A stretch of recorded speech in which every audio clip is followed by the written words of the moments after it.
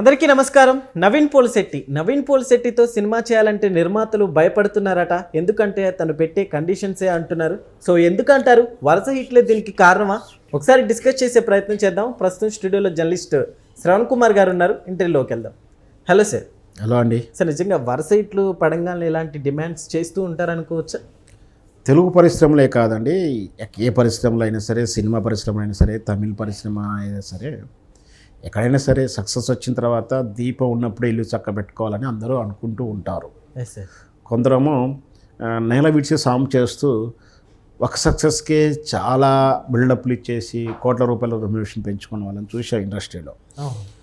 లేదు, మేనేజ్మెంట్ చేస్తూ రాక ఎంత సక్సెస్ ఉన్నా కూడా సరైన డబ్బులు డిమాండ్ చేయక దాన్ని డబ్బు మేనేజ్మెంట్ చేయలేకపోవడం వల్ల కెరీర్ ఉన్నప్పుడు ఏమి సంపాదించుకోకుండా ఆ తర్వాత అవకాశాలు తగ్గిన తర్వాత చూస్తే ఏమీ కనిపించకుండా అట్లాంటి ఆర్టిస్టులను చూసాం. బాగా పీక్ స్థాయిలో బాగా డబ్బులు సంపాదిస్తూ విచ్చలవిడిగా దానాలు చేస్తూ విచ్చలవిడిగా ఎవరిని పడితే వాళ్ళని నమ్మేసి వాళ్ళకి ఆస్తులప్ప చెప్పి ఇబ్బంది పడిన నటులను చూసాం. ఇండస్ట్రీలో అన్ని రకాల మనుషులు ఉన్నారు. సరే, ఎవరి సైకాలజీ లేదా ఎవరి అనుభవాల నుంచి వాళ్ళు బిహేవ్ చేస్తుంటారు. నవీన్ పోలిశెట్టి ఇప్పుడు తన అనుభవాల నుంచి తను ఏమి నేర్చుకున్నాడేమో కానీ ఆయన ఆ విధంగా డిమాండ్లు చేస్తున్నాడు డైరెక్టర్లని ప్రొడ్యూసర్లని అని చెప్పేసి ఒక పోస్ట్ అయితే ఒక మీడియా సంస్థ అయితే రాసింది.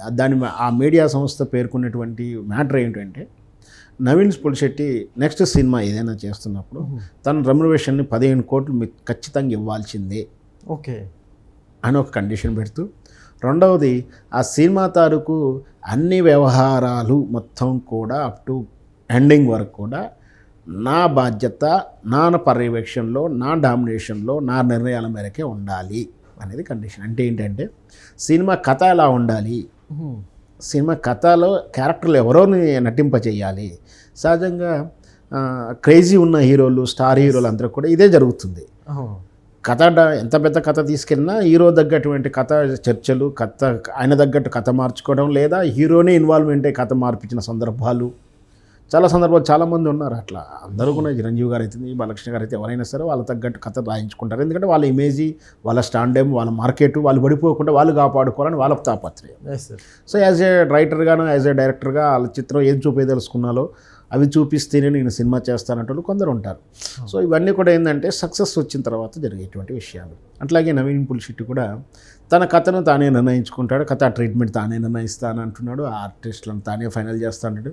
చివరికి పబ్లిసిటీ మేనేజ్మెంట్ కూడా ఆయన చూసుకుంటాను తరహాలను మాట్లాడుతున్నాడే. సెకండ్ కండిషన్ అలా పెడుతున్నాడు అని చెప్పి, అంటే సింపుల్గా ఏంటంటే, మీరు నాతో సినిమా ఏం చెప్పినా కూడా సరే, ఆ సబ్జెక్టు, ఆ ప్రాజెక్టు యొక్క కథ తాను చెప్పినా, ప్రొడక్షన్ కంపెనీ చెప్పినా, డైరెక్టర్లు చెప్పినా అంతవరకు మీ బాధ్యత, మిగతాదంతా నాది. ఫస్ట్ కాపీ రెడీ చేసి మీకు ఇచ్చే బాధ్యత నాది అనే తీరులో కండిషన్ పెడుతున్నారని చెప్పేసి ఆ మీడియా సంస్థ రాసినట్టు వార్త.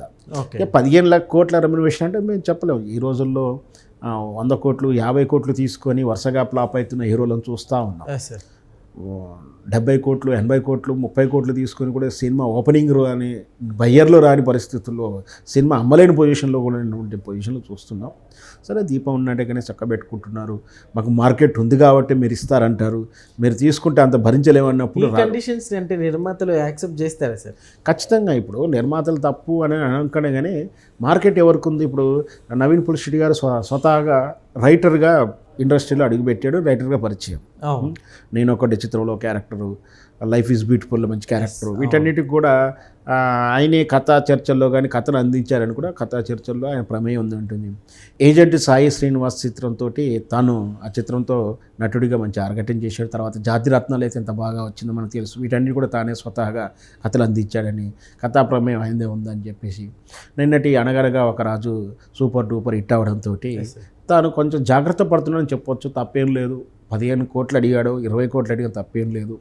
ఎందుకంటే ఆయన వాల్యూ అంత ఉన్నప్పుడు ఇవ్వడానికి సిద్ధపడతారు. రేపు బిజినెస్ ఆయనకు సేల్ అవుట్ వస్తువు అయితే అమ్ముకుంటే డబ్బులు వస్తే తీసుకుంటారు. ఒకవేళ సినిమా నెక్స్ట్ సినిమా లాస్ అయ్యాయి అనుకోండి, ఆ నెక్స్ట్ టైం ఆయన ₹1 కూడా ఎవరు ఇస్తానికి కాదు కదా, ఆయనే రివర్స్ ₹1 పెట్టి సినిమా చేసి పొజిషన్ వచ్చినా వస్తుంది. అట్లా ఇండస్ట్రీలో అన్నీ కామనే కాబట్టి.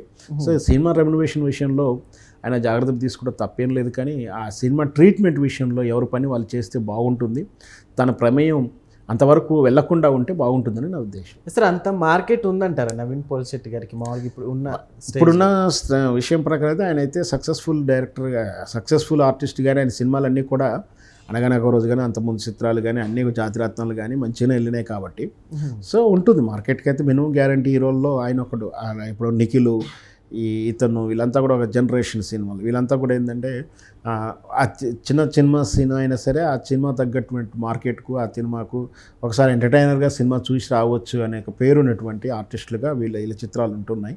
సో ప్రస్తుతానికైతే పాజిటివ్ వేలో ఉన్నాడు, అన్ని సక్సెస్లో ఉన్నాడు కాబట్టి ఆయన మినిమం గ్యారంటీ ఉండవచ్చు. కానీ అట్లా కథా ట్రీట్మెంట్ విషయంలో సలహాలు పాటించాల్సింది, సలహాలు ఇవ్వాల్సిందే, కానీ సినిమా మొత్తం నేనే చేసి పెడతా అంటే నిర్మాత కూడా ఆయనే ఉంటే బాగుంటుంది. అలాంటప్పుడు నిర్మాత కూడా నువ్వే అయినప్పుడు నువ్వే కథ, కానీ నిర్మాత మాత్రం ఆయన కాదట, నిర్మాత వేరే వాళ్ళు అయి ఉండాలట.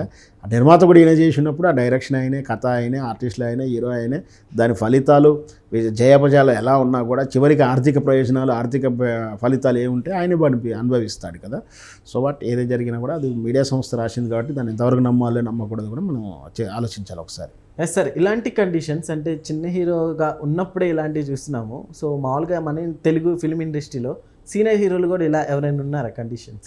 సీనియర్ మొదటి నుంచి చెప్పాను కదా, స్టార్ హీరోలు ఎట్లా సక్సెస్ అయిన తర్వాత వాళ్ళ ఇమేజ్ తగ్గట్టు వాళ్ళకి ఫ్యాన్స్ ఉంటారు, వాళ్ళ ఫ్యాన్స్ని డిసప్పాయింట్ చేయకుండా చూడాలి. ఒక హీరోకి ఒక స్టైల్ ఉంటుంది. ఇప్పుడు రజనీకాంత్ తీసుకున్నాం అనుకోండి ఉదాహరణకు, ఆయన ఏదో ఒక సినిమా ఒక మేనరిజం అనేది ఆ సిగరెట్ తాగడంలో కానీ ఒక డైలాగ్లో చూపించాలని ఉంటుంది. చిరంజీవి గారు ఉంటుంది, ఫైట్ విషయంలో, డ్యాన్స్ విషయంలో ఒక డిఫరెంట్ స్టెప్ చూపించాలని ఉంటుంది. ఆయన ఒక నలుగురినో 10 మందినో కొట్టేటువంటి అంటే యాక్షన్ చిత్రాలుగా ఉండాలని కోరుకుంటారు. సో అట్లా హీరో కొన్ని ఇమేజ్లు ఉంటాయి, ఆ మార్కెట్ స్టైల్ ఉంటుంది.